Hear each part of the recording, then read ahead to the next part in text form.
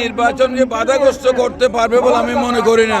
তবে এটা নির্বাচনের পরিবেশের উপর একটা কালো ছায়া ফেলছে, এটা মনে করেন অস্বীকার করে কোনো সুযোগ নেই। এখন যদি প্রশাসন যদি সময় মতো এটার বিরুদ্ধে পদক্ষেপ না নেয় তাহলে পরিস্থিতি আরো খারাপ হতে পারে। এই জন্য আমরা প্রশাসনের কাছে আহ্বান জানাবো যাদের সময় মতো এই অস্ত্রধারী সন্ত্রাসীদের বিরুদ্ধে যাতে যথাযথ পদক্ষেপ নিয়ে নির্বাচনের পরিবেশ এবং দেশের পরিবেশ ভালো রাখেন। এটা তো স্পষ্ট যে নির্বাচন বানচালের অথবা নির্বাচন পরিবেশ নস্যাৎ করার চক্রান্ত তো আছেই। এটা সাধারণ জনগণ এবং রাজনৈতিক দল হিসেবে আমাদেরকে এই প্রক্রিয়ার বিরুদ্ধে, এই ষড়যন্ত্রের বিরুদ্ধে আমাদের ঐক্যবদ্ধ থাকতে হবে। আমাদের জনগণ এবং নির্বাচনের পরিবেশটাকে সুষ্ঠু রাখা, এই যে যারা অস্ত্রধারী সন্ত্রাসী এদের বিরুদ্ধে ব্যবস্থা নেওয়া প্রশাসনের দায়িত্ব।